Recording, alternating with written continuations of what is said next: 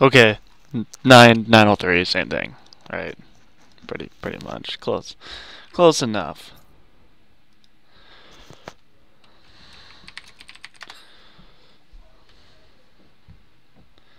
Okay, let's go. Nigga XD, you ready?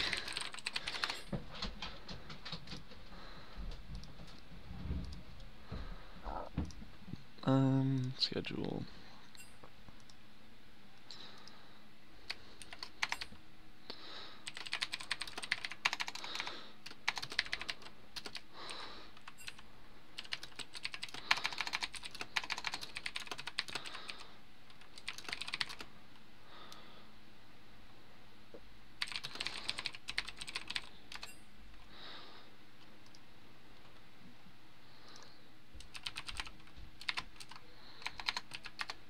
Oh wait, that's not right. I don't want my hacker friend seeing my Skype account.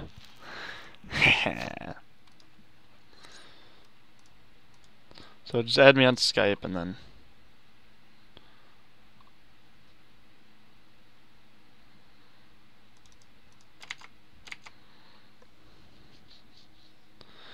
you can send the file over that and then we can just talk on Skype. I think is he watching the stream?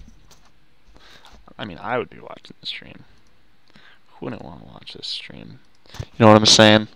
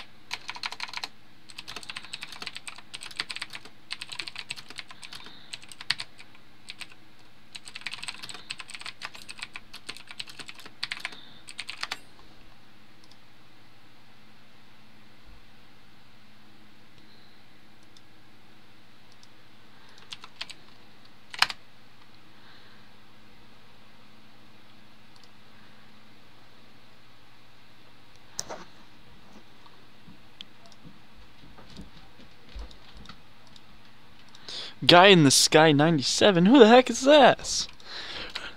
Hey! Look, I'm making new friends, boys.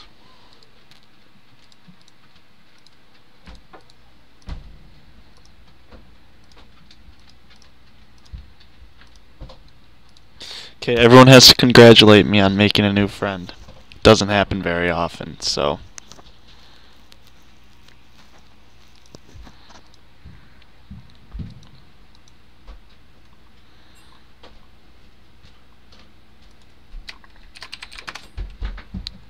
Hey, you'll appreciate this.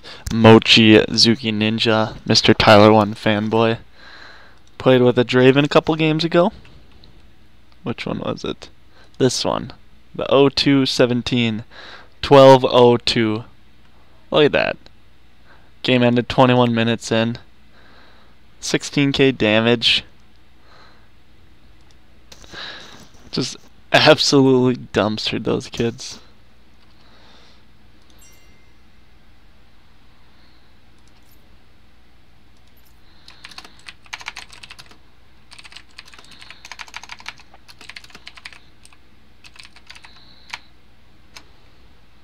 He's pretty good.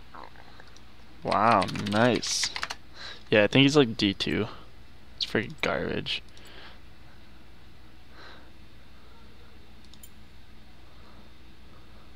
You soldier boy, tell him. I might have you coach me one day. I receive you.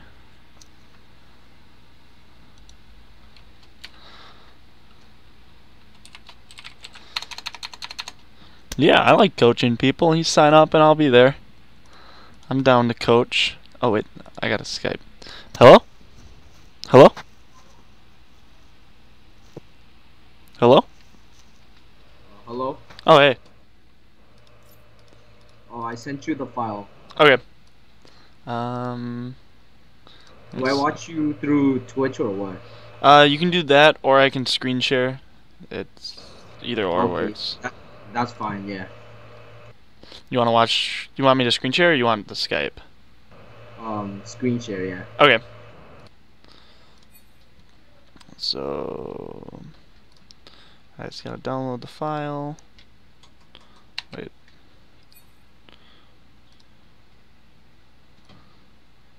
$140.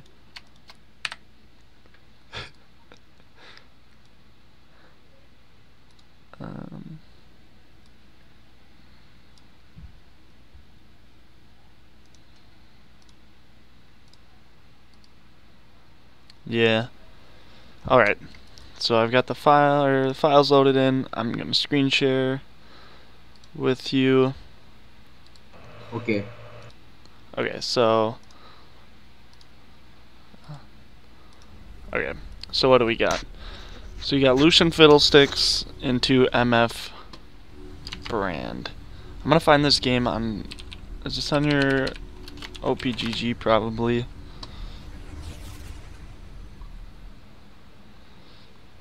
So what happened to this game? Did you guys just like close game, get dumpstered? Got dumpster. You got dumpstered? So you want me just to go over why that happened and then try to figure out how to fix that? So let's just fast forward to lane. Actually before we do this, let's go over just like runes and masteries and stuff. So I'm gonna pull up, I got your OPGG up. So this game, you have runes. So you got the ferocity. Typically on 80 carries, most of this tree is right, but for natural talent, which is this one, you want to do the 4 in natural talent and then the 1 in vampirism, just to get some like more early game, so you can CS easier. Like it helps you with trades rather, because like 0.5% lifesteal and spell vamp isn't anything. So this just kind of helps you get some more early CS. It's like better for trades as well. And then this extra bounty hunter damage really isn't that good. If you just do like battle trance, this helps you like in lane, as well as just like overall like 3% compared to 5% isn't that big of a deal, and the 3% you get all game. And then don't do assassin, especially in bot lane, especially with Lucian, because you're going to be going longsword 3 pots most of the time, so getting your biscuits is really big. Are you supposed to farm early a lot? Kind of Or matters a like champion. go aggro? Usually you really shouldn't be looking, like, trades are pretty much just what happens. Like, if they misstep, that's when you go for trades. Most of the time, like, what you should be focusing on in lane is where the lane is moving. So you want to try to get the lane to pressure. So in this case, you have MF Brand against Fiddlestick Lucian. So in this lane, they have more AoE abilities, so they'll be able to push the wave faster. But you want to try to neutralize that. So you just want to be auto-attacking consistently. And then if they try to push the wave, they have to use their abilities to try to push the wave back. And then you can go in for trades. So that's when you can be aggro. So in bot lane, you want to try to like find opportunities to like start trades and be aggro on them. You can't just go aggro, if that's making sense to you. What about minion aggro then? If See, when you're you go- yeah. So like the big thing is the reason you can go for trades like that is when you get the wave in your advantage, like you start it pushing, you'll have the more minions. So when the minions start aggroing onto the champions, you'll be on the better end because you have the better advantage over like minion aggro. So your runes of masteries look fine. Your build path looks fine. I don't really see anything glaring out. Champions played Tristana Lucian. I think both of them. Actually, I don't think Tristana's that strong, but you're playing her well, so you can keep playing her. Caitlyn's pretty hard to play because you'll just dumpster laning phase, but then mid game comes and you'll die too many times, and then mid game's so important, especially with Caitlyn, because you can't really snowball an early game lead into mid game as Caitlyn. So I wouldn't really suggest playing her too much. But Lucian, Tristana are really good at like converting their early game into a snowball. So I like those two. And Twitch is pretty good. Jhin kind of got nerfed, but you can still play him. I don't really know if you want to. But so I'm just gonna go back into this. Minions have spawned.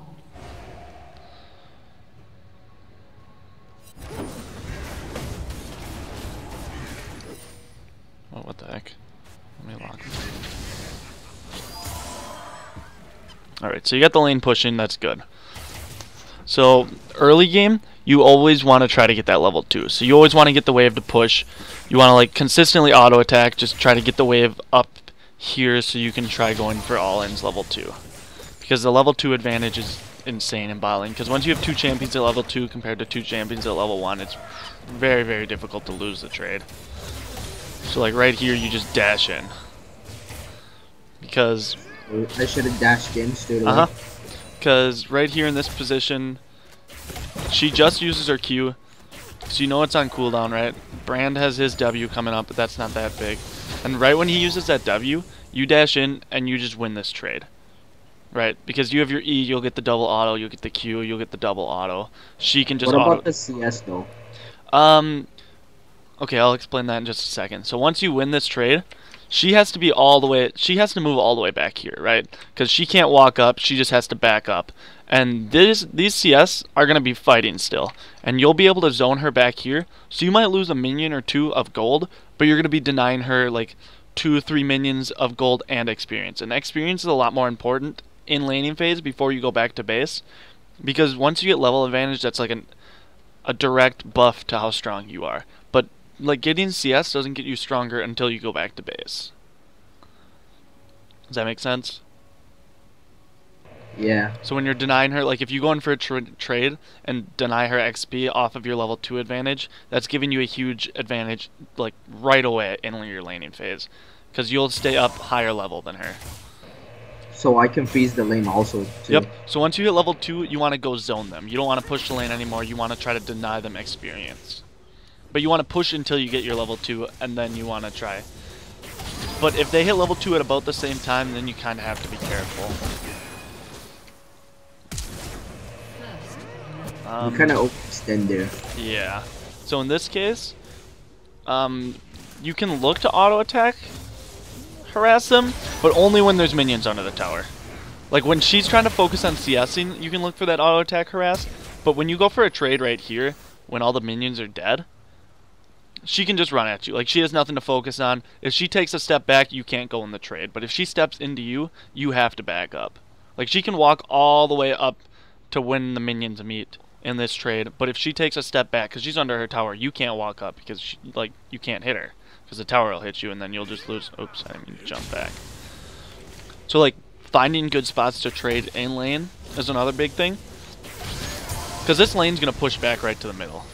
If you just like, if you don't hit the minions, it'll end up meeting right here again, and then she'll have to walk up, and then you can force trades again. So there's really no point in trying to push the wave right up here, because they can force trades, especially when your minion wave isn't there yet. Like you don't have the backup, because they can keep running at you. Usually the minion wave will aggro on them when they're doing that, but since your minion wave wasn't there, then it doesn't really matter, or that it won't aggro.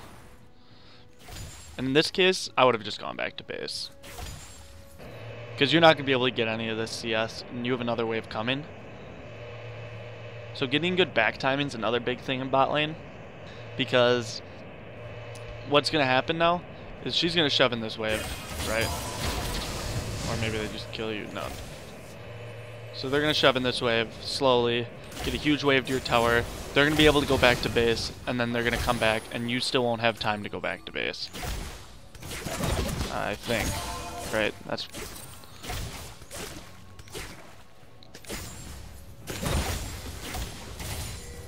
Okay, I guess she doesn't want to recall. But like... See, what could have happened is if she goes back to base right here, she can get all the way back to lane, and your lane will be right here, right? Because the minion waves are stacking up. They're going to start stacking up here, and then your last hitting, so it's eventually going to push into here. She's going to come back with, what does she have? 1,000 gold. So she can go back and get a pickaxe, double door, or double longsword or something like that, and then just freeze the lane. And then you basically just lose at that point, right? The game's just over because you have to walk up too far, and she's way too far ahead. So like, if you would have went back to base and came back full health and like capable of trading again, then you would be able to get lane pressure again. But you really can't do that because you're so low on mana, so low on health, and you don't really have items to support yourself. Sometimes So I should back. yeah, From both times you probably should have backed. You kind of just gotta bite the bullet sometimes, and like, because you're not gonna be able to come back in this. Like right now, you're in no position to come back because you haven't bought, you haven't put yourself into a position where you can actually fight back, right? But if you go back to base, you lose a couple CS, a couple experience. The trade, like what you're losing to what you're going to be getting, is a lot more beneficial to you. Because they can't just come down, dive you. They can't just set up plays around the fact that you have no health, no mana. Because when your resources give you a lot of pressure in your lane.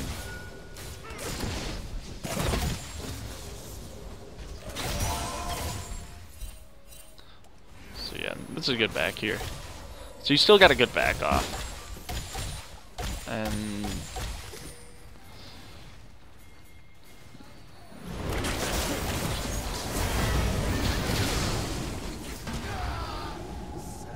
so that one, Gragas just died before the fight really got going. They had items on you guys. He had stalkers to this. Like you had item advantage, but it really didn't matter. Because they had initiative, because of how big this wave was, they got to leave early because of how she stacked up a huge wave. Do you understand like how... Hey, can you shut that door? I will. Please? In a second, you have to Sorry. close it. So do you understand how the waves should be, like, what to do with the waves in bot lane at all? no. Okay, so every single time you kill an enemy, right? One of them dies, both of them die. You want to hard push it. Always try to get to the tower and then get your recall off. Because you want to cash in that kill gold, you want to cash in the pushing the tower or all the minions gold, and Unless you can like take the tower, that's different. But most of the time, like during laning phase, once you kill them, you always want to recall. Because you want to cash in all the gold you got. And what you're doing is when there's 2 of them alive, you kill one of them, push it into their tower, and there's just one of them to pick up the CS and farm. Or CS and experience, excuse me. Then they don't get a good recall off, right? Because they're going to recall after you, like, after they clear this wave out, then they can go back and recall. But when the person that died comes back to lane, they're going to be alone. And when you push a tower, or like minion wave to the tower, so it'll stack up here, say your wave's hitting their tower, their minion wave will stack up right here. And then when the next waves meet, they'll meet right, like I'm just making estimates, but like right here. And since their wave hits first, and your wave's still traveling, it's going to automatically push. Because these minions are hitting before these minions even get to the lane. So it's going to push towards you. And since you made it awkward, because one of them had to save for the experience and the minions, right? The wave's going to push towards you, and only one person can come. Because the other one's back in base buying after they got all their stuff. And then you can just zone this one person off, since you have such a huge creep wave. And that's where you want to trim a wave down. So trimming the wave down is like, when there's a wave like this, you want about half of this. Probably even less. You want about 4 creeps left after. To freeze a wave, you want 4 enemy creeps alive. So like 3 casters and a melee is the general rule. And if it's bigger than that, you want to trim it down. And if it's at 4, you just leave it and then you last hit. And then you freeze it until they get back to lane, and then you want to start like pushing again. Wave management's a lot more important than trading in bot lane. Like knowing how to manage a wave can win and lose games.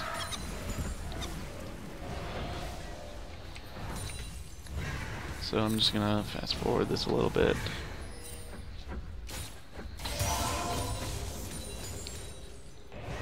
Should I like freeze the lane over there? Let's look.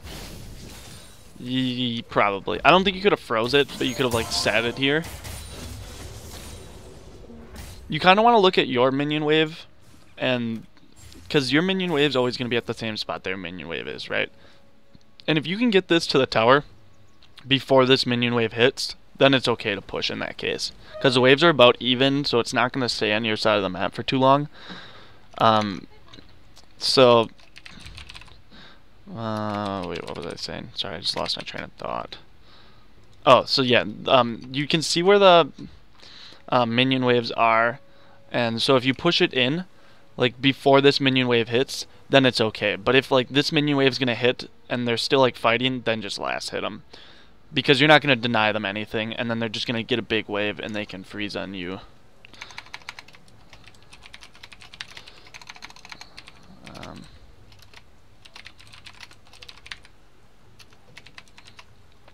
Okay. So in that case, it was kind of iffy. And now since they have a big wave, they can freeze it on you. And see, you're being pulled up all the way up here. So if Udyr wants to come down for a gank, you have to run so much farther to get away. So it's putting you in a really awkward position. So whenever you have a wave like this size that's like pushing in, you want to get it to the tower so it'll reset the lane. Because you don't want to be in this position. This is a really awful position. You want the wave either, like the most optimal spot to have the wave is right here on this side, and then for them right here. Because you can't get ganked in this position. It's really hard for them to gank in this position because they have to go through try, and you're pretty close to base. And it's really easy for both junglers to gank, because they can just walk through this bush, or they can just walk this way to set up ganks. So you're helping your jungler out a ton when you do something like that. As well as when the lane's in this spot, it just, you can go so much farther. Like if MF and Brand win a trade on you and the lane's right here, they can turn it into an all-in, because they can go they have all the time up here to chase you down and to kill you. If you win a trade right here on them, they can just cower under their tower and call their jungler down. So trading near the bush is better. Yep. And another big thing is you get bush control as well. See, like, The fact that they had the lane right here allowed Udyr to come for that gank, which he didn't set up very well because Gragas got a good counter gank on it, but like, just the aspect there worked.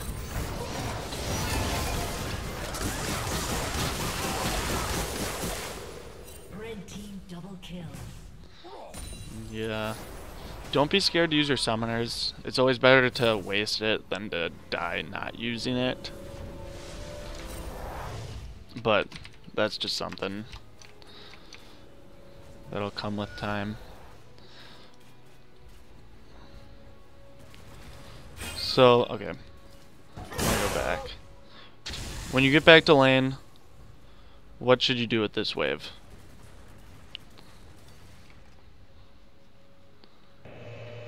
Try to push it before the other wave comes. Yep, hard shove this one in. Because it's already big, your wave's already bigger, you want to get this out of here. Because they're just going to come to lane, and then they're going to be able to freeze it if they want. And they can just force trades. Especially because Fiddlesticks wasn't there. So if you got to push it in, they would have to worry about clearing minions out instead of coming up and trading with you. Because they can't run up to you if you have the big wave coming up to them.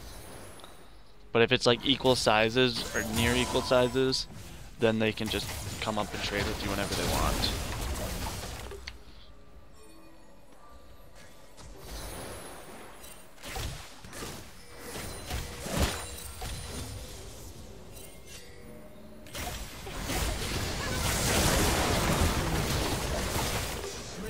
I don't know how much. I don't really think there's much more in laning phase that will help at this aspect in the game. Because MF's already too far ahead, we really can't even do anything.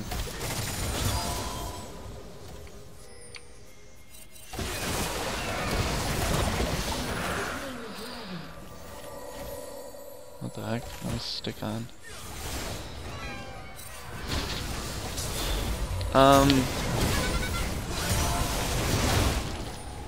After this replay, we can do like a 1v1 type of thing, just to like practice where to stand in lane, when to push, when to freeze, so that you can actually apply it instead of me just telling you things. Okay, this is the other big thing I wanted to touch up on. So when your tower goes down, controlling these waves is also a really big thing. So when your tower goes down and the enemy's down here, you just want to last hit, right? You just want to try not to die again, because if they're at this point, your mid laner's, oh, I don't want to record, oops. Your mid laner is going to be able to roam down since they're so far up. Your jungler is going to want to path down this way.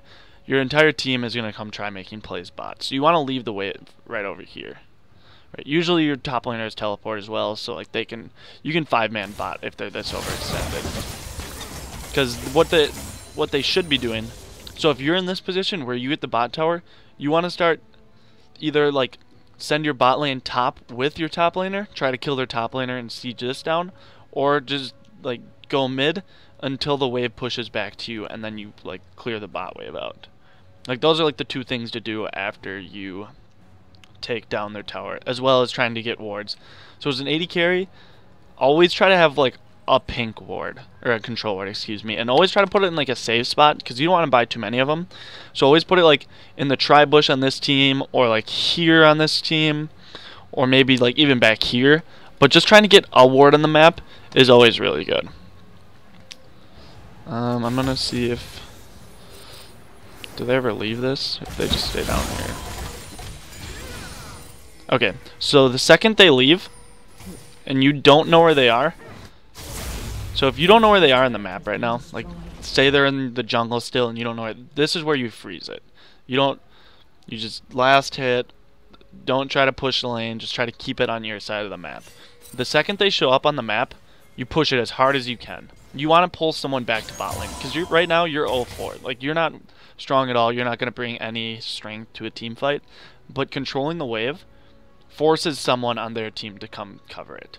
Like, it doesn't matter how strong this MF is. If she's not in the fight, she's not putting her gold to any use. If you're pushing the wave to a point where she has to come down here and cover it, then it doesn't matter how strong she is, because she's not in the fight.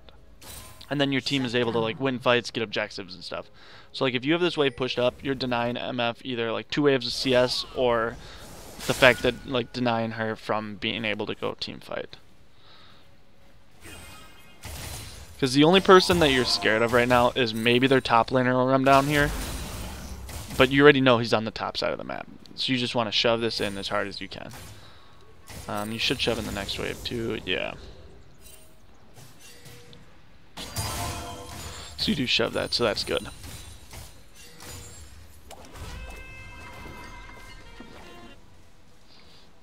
Where should you go now? Where do you think would be the best spot to run to with your team? Top. That's what I'm thinking too.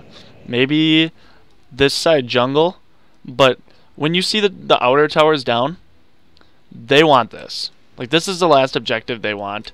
And Dragon's coming up kinda soon, so maybe not like 100% top. So I would actually just run mid probably. Because So shut the mid lane. yep, I would just go cover this mid lane. Because someone's probably going to come show up to this. And if not, you can just shove in the wave. Get some pressure mid lane so that they can't just... Because if they have pressure, or they have mid wave priority and bot wave, they're about to get bot wave priority. Because you see MF down here. She's going to push out the lane. Then they can just get Dragon for free. You want... If you have priority mid lane and you're shoving someone mid lane and they're doing Dragon, then your team can like trade objectives. But if you don't have wave priority, it's really hard to trade objectives. So just pushing in a wave helps your team out a ton. Because it allows your team to know who's where. Because if like you don't have it shoved to their tower, then Lissandra can sit back here, she can sit over here, and she won't know, like you won't know where she is. She could be like, your team could be afraid that she would roam top lane or something like that. So that was a good rotation. You ended up going mid, which was right. Just took you a little bit to realize that it was the right thing, which isn't bad. Still ended up there. And then covering this bot wave is good. When you see this wave, what do you think to do on this one? Try to freeze it. So Yeah, I would say so. Because in this case, there would be, they're big not. wave. Yep, they're not pressuring an objective right now.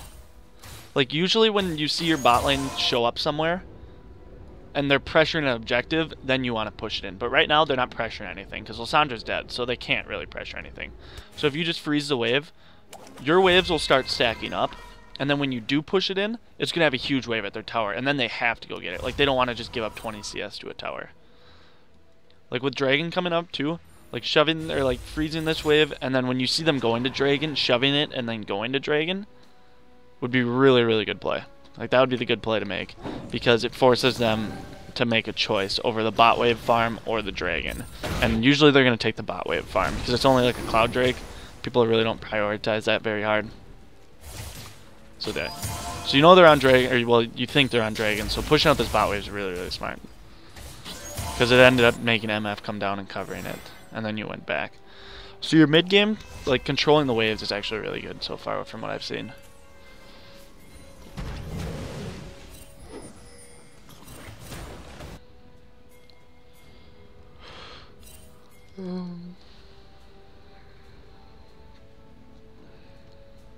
Red team has slain the dragon. So you lose Dragon, that sucks. This wave, I would just freeze it. I don't know where you saw me coaching, but I'm actually doing one of those seminar things next Friday. And it's just going to be all about controlling bot waves. Oh, okay then. So I'm going to just go all, like, really in depth into all this stuff that I'm kind of, like, trying to explain, but, like, I don't really have. I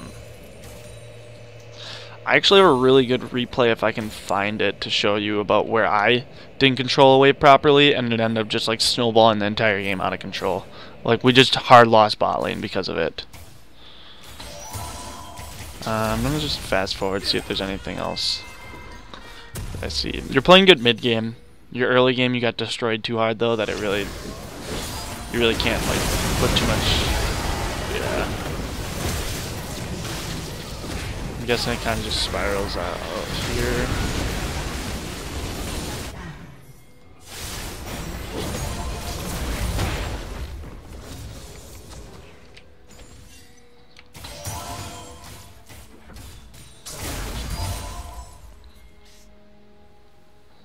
They're only 4k gold ahead, and I think it's like all on MF, so it's not like that unwinnable, but I'm guessing.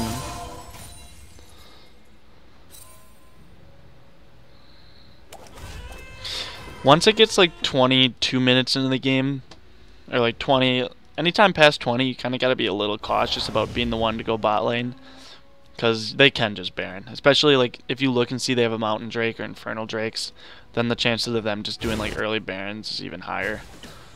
So, like if you go bot, you want to be there for like 2 seconds, quickly like use your AoEs on a wave, and then run back to like mid lane-ish, so that they can't just. At least, because even if they're not doing Baron, they can pressure Baron, and then your team goes phase checks it, and then they die. Right? So, bot lane really isn't somewhere you can stay for too long once it hits this point in the game. Because Baron... start grouping? What was that? So you usually start grouping by like 22 minutes in the game? If you're ahead, then group earlier, but if you're behind like this, then yeah, around like 20 minutes you want to start. You can go bot lane, but you use your AoE ability, so you like Q auto, W auto, and then you like want to get out of there. Because if you stay down here too long, then they'll just be able to do Baron, or at least pressure Baron, and your team's gonna come phase check and die. And if you're not near, then your team doesn't like have any chance at like even getting a redemption kill. And then if they win a fight, get Baron with like a 5k gold or 6k gold lead right now, they'll be able to just close out the game. Which I'm guessing is what happens.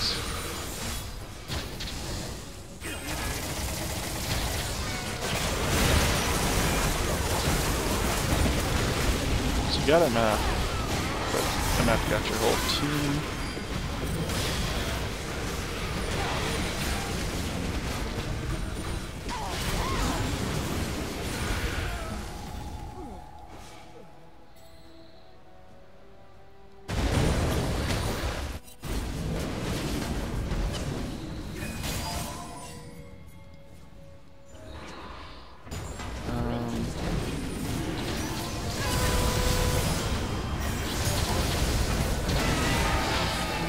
Try never dashing in fights.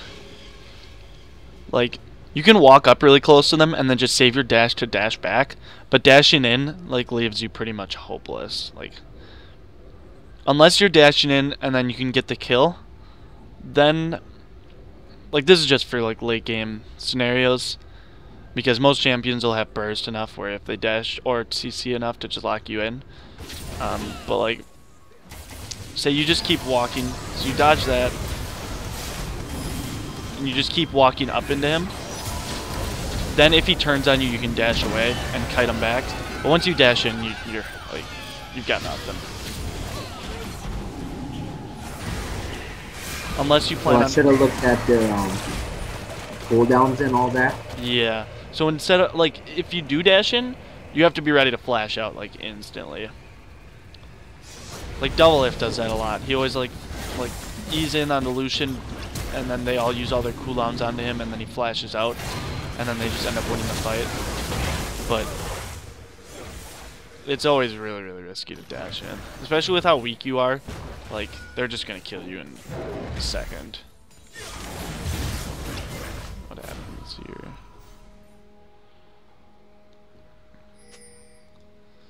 This game's a little hard to put too much on emphasis, because it's really hard to come back from that big of an early game deficit without your team. Because like in this big of a deficit, your team really has to like carry you through mid game fights, and you want to catch up through that. But like your mid game fights went kind of even, and you didn't really participate in the mid game fights, because like you want to when you push these waves in, you want to try to get into a skirmish. Like you want to just try to pick up kills, assists at that point in the game to catch yourself back up. Because farming isn't going to catch you back up that many kills. But like, even if you're not getting the kills, getting the assists and getting your team stronger than their counterparts will be able to put you ahead in fights and stuff. So like that dash in there, that one was fine, because you have no threat of them turning on you. But when there's so much fog of war like that, then you have to be a little more cautious. Wait, I thought that was Baron. Oh no, that was just Dragon. Oh, I'm Brand MF just AoE'd you in the last fight is what it looks like.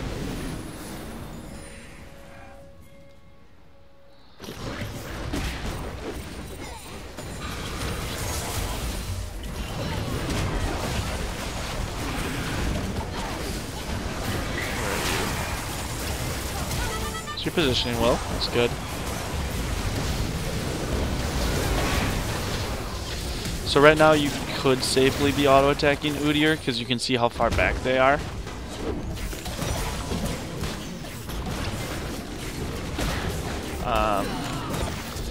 So when you're like in team fights, what you want to be looking at is you kind of have to use your peripheral vision, right? You want to see where their carries are compared to where their tanks are. So like, if you see their carries standing right next to their tanks, you can't go auto the tanks.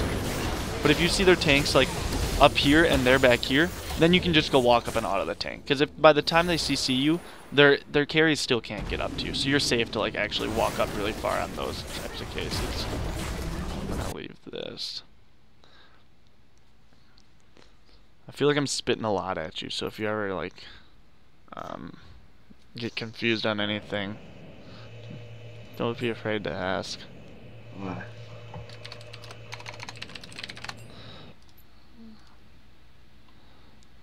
So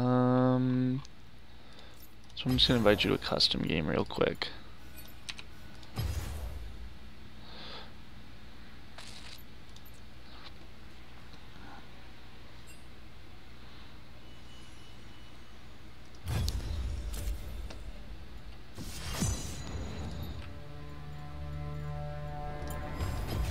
All the world on one arrow.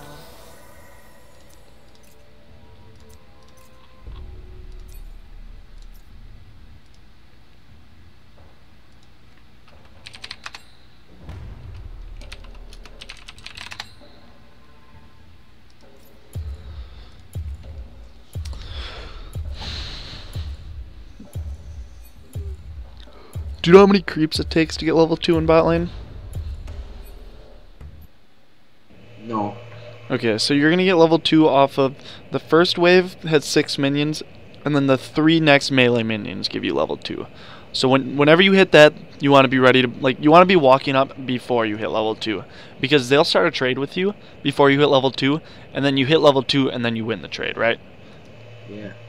So that's just a little thing in lane that can give you a huge advantage or push you like, oh my goodness, that's really loud. But yeah, so like knowing when you hit level 2 is a big thing. What else was I gonna say? So to get to level 2 safely, what you want to do is you basically want to hit the minion that is farthest up the lane. So like the one that's closest to your tower, you want to stand at max range and auto attack that so that they can't trade with you. And like, I mean, like sometimes you can trade with them, but usually it's a little risky. Your support should be the one initiating level 1 trades. You really shouldn't. Unless you can, like, you can weave in a Q and try to hit him with a Q, and like Ashe, I can try to hit you with a W or something. But auto attack trading is usually when they misstep.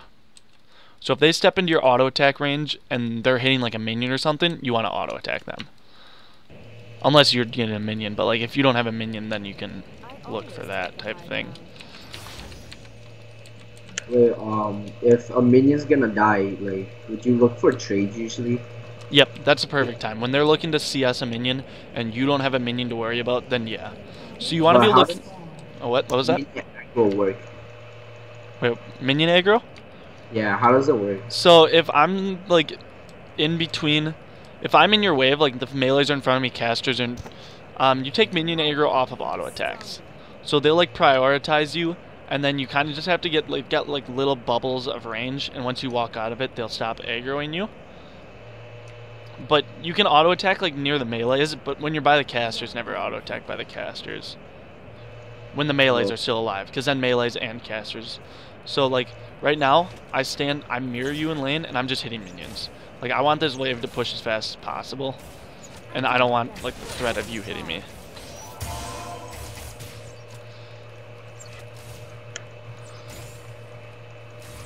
Always look to trade when you have your abilities up. Like if I wanted to trade with you, I could like auto W, auto.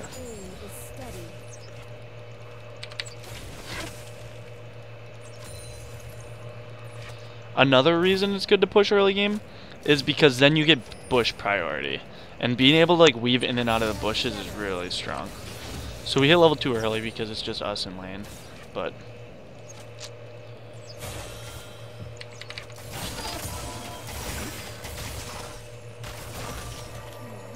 That was a good trade. See, because the caster minions just went onto me, you automatically win that trade. Because I think we had the same amount of auto attacks in. I hit you with my W, you hit with like your Q, but I walked up into the caster minions, so you can just keep continuing that trade on. So would I have the best way for me to trade? Would I auto attack and go to a bush? Go to the bush like after the trade. Because when you're hitting someone in the trade, they can see you in the trade. Or, like, they can see you in the bush. But if you go in there after, then they can't, like, use their abilities. Oh, I didn't flash it.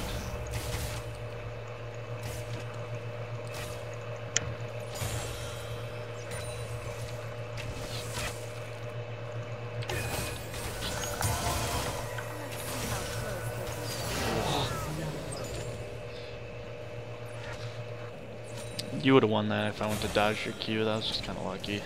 But that was good. That was good. I like that. So what I'm doing right now is I'm pushing this in because I got the kill. And then I'll show you how the wave ends up.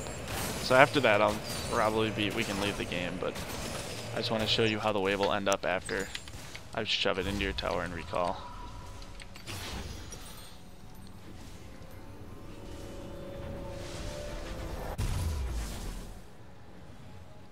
Peace requires a steady hand.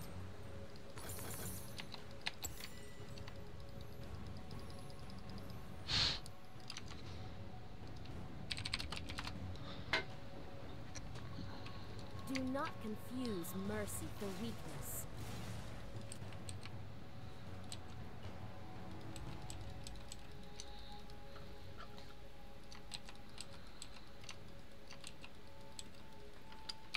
United, we are stronger. So now that I get back to lane, you know how I said the thing where like the one person died and the one person's alive?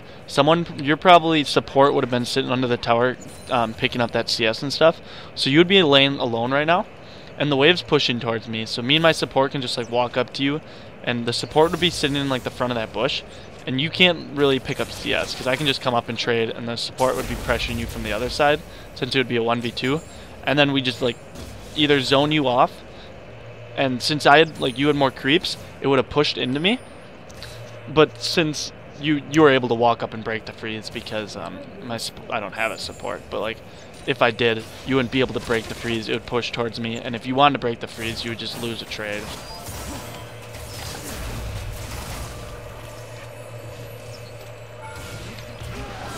Okay, and then so I just left the 1v1. So that's basically what I wanted to show you about like the wave control and pushing it in. And then I think I have a clip. I think I can pull up the one other thing. Profile, match history. It's the Bard game is it this one? Yeah. Against... Wait, no. Was it a Kog'Maw or was it...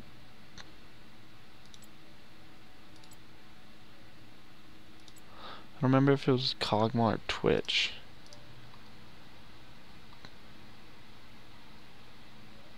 No, it was the Kog'Maw one. Okay, so I'm just gonna show you something from. Wait, how do I download this again? There's an icon. Yep, there it is. Thanks.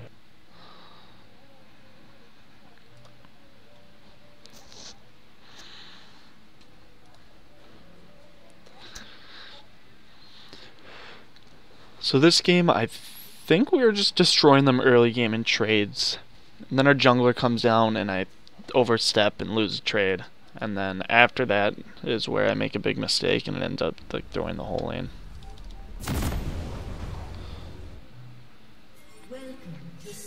So I'm the Bard. 30 seconds until minions spawn. Minions have spawned. So when I get in this lane, I know I don't have to leash, so I can get an early cheese, especially with Bard, because he's got such a good early game damage with his chimes and his Thunderlords.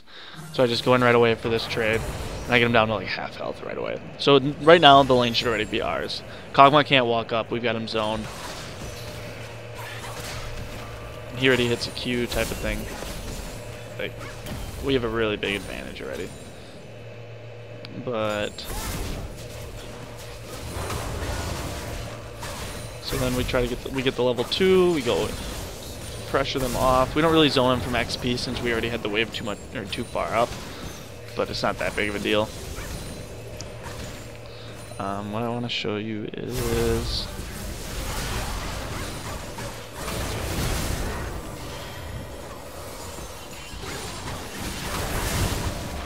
so yeah, we're winning like every single trade. Gragas comes down.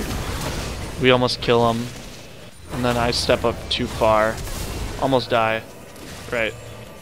Lucian's low. There's a huge wave right here. Lucian's low. I have to go back to base.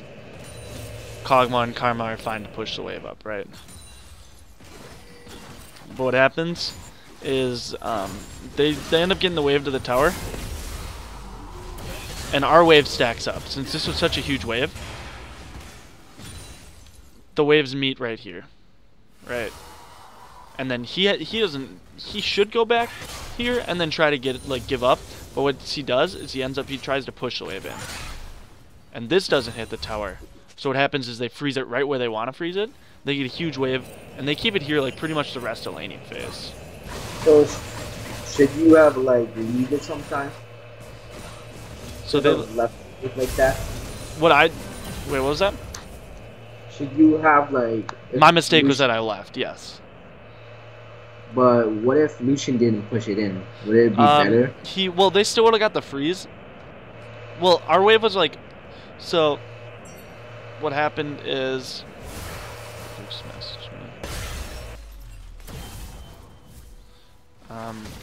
So jump back.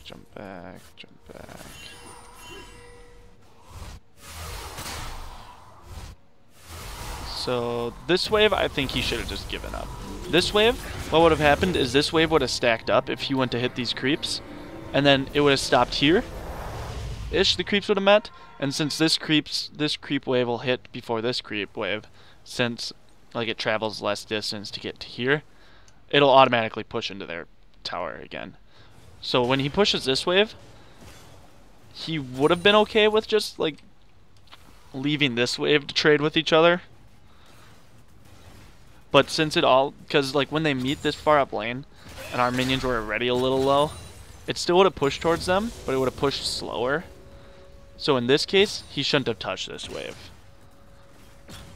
But if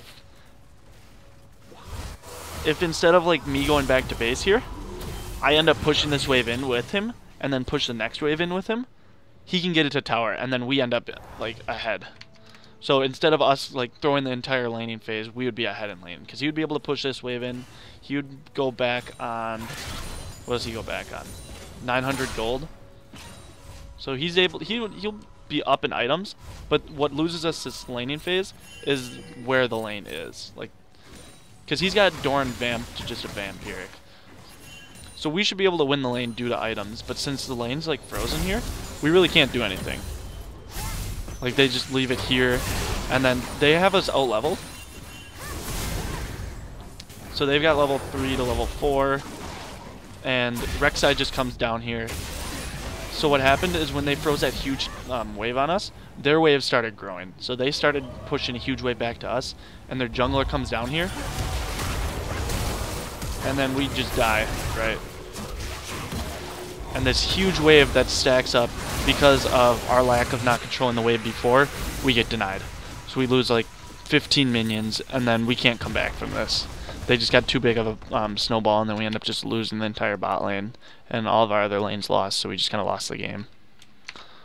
So that's like just like one small thing that happened that could snowball our entire laning phase out of like just completely shut us out of the game. And that's just not even like, we played the trades fine mechanically, we played like our champions okay, we positioned well, but we just messed up one wave management, and they ended up like punishing us and losing us the like the lane just off something like that.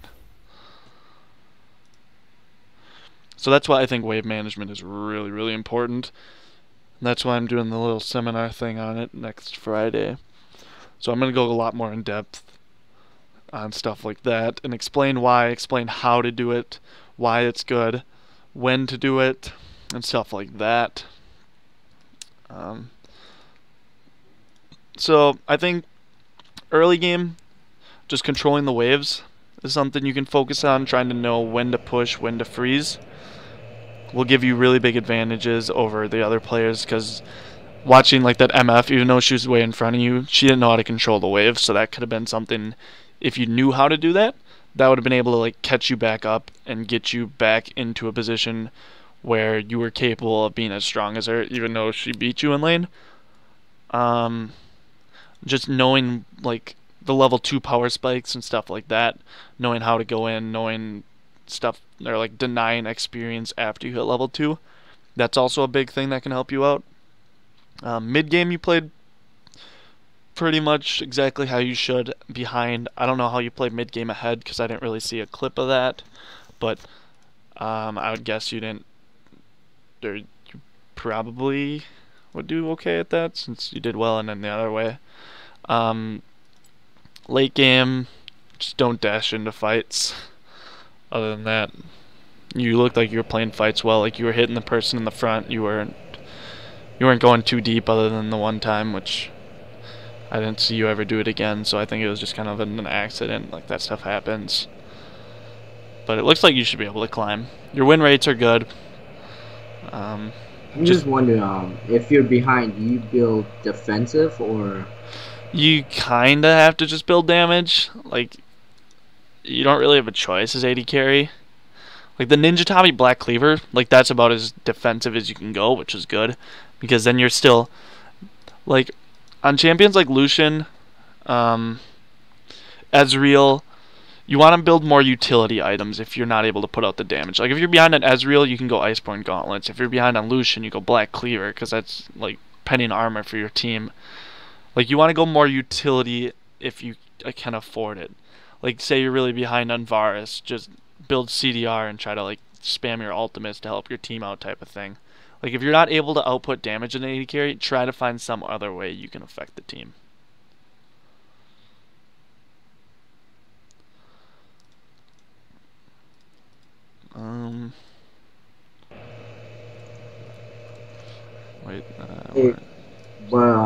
How would you usually, like, if, like, say for bot lane, if you're playing like a Lucian Soraka versus like a Bard or Kog'Maw, like, what should you usually do? Like, at some certain champs. Okay, bot? so some champions, they like being certain spots in lane. Like, Caitlyn likes having you shoved under tower. Lucian likes having you in the creep wave. Ezreal likes it when you're not in the creep wave. Twitch likes it when you're far up in the lane and he can go invisible on you. Like, you just kind of have to try to learn. It kind of comes with, like, you can read about it, you can try learning about bot lane matchups, but it comes mostly with experience and playing that you get the role of matchups. That's why I suggest always playing support and AD carry to learn bot lane, because the support matchup's just as important like the AD carry matchup. So learning matchups in bot lane is a lot harder because you have to know how the supports interact, how the support interacts with the AD, and all of that. But the rule of, like, usually pushing the lane is always a good thing, and leaving the lane in the, like, by your that wall that I showed you is like the two things that you can, like, never go wrong doing. But, like, the more you learn, there's more, like, specific things that you can do that give you advantage. But until you get, like, higher elo, it's really not necessary to know it and not necessary to apply it, because it's all, like, what's the word? It's also like specific to scenarios that you can't really like, it won't make you a better player. It'll just allow you to, like, cheese your way out of, like, a game or, like, a laning phase even. So just knowing, like, the generals or, like, the overall what to do will help you improve a lot more, and then you'll just learn about those little things as you play.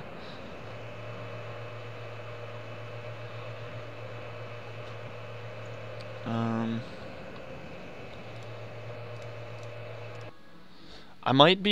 think I'm gonna actually write up a little guide on like bot lane matchups at some point.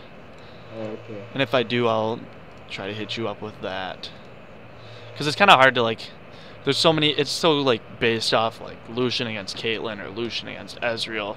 There's like some things that are the same with all of them. Like Caitlyn always wants to push you in, but some things are a lot different.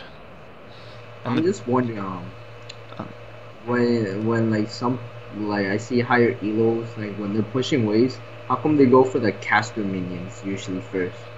If they go for the caster minions, that's because casters do more damage and they're squishier. So like if they want the minions to get to the tower and they want to like siege the tower, if their minions take less damage, which killing their casters will take your minions, like they won't take as much damage, then you have like a tower shot or 2 tower shots more to hit the tower. So it would be better to like trade too also. Wait, what was that? It would be better to trade also if you just get the caster first. Yeah, because casters do more damage, and the casters have a bigger like attack range. So if you go up and trade, and there's just like the melee minions, then the melee minions will have to like walk all the way up to you and hit you like once or twice, but they won't really get that much damage. But the casters, like if you go up and auto attack, they'll all 3 just aggro onto you right away.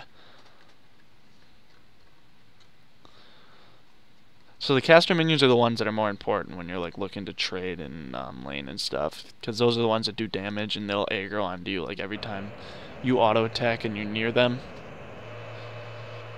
So it'd be easier if you clear them. get auto if you like kill all casters, and if one of the melee minions are about to die, you can auto them without taking like much damage from minions.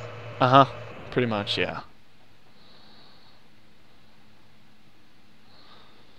Oh, also, can you like somehow record this or like put so I can rewatch it? Yeah, I can clip it and I can put it on YouTube actually. Oh, okay. I can do that after I end my stream, so it'll probably be up by tomorrow then. And then I'll just send you a link to the YouTube video so you can see it.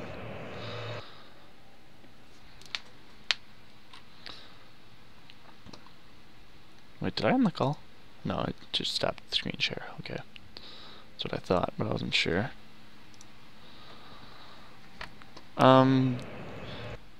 Do you have any more questions or anything you want to know that I didn't touch on? I might just go into gaming now. Okay. You probably won't notice like immediate improvement or like immediate improvement because it kind of takes a while for you to like process and actually apply the things, but eventually you should start feeling improvement and you should start climbing. So just don't expect the results right away. I know. Okay. Well, good luck, buddy. If you have any questions, don't be afraid to message me. Thank you. See ya.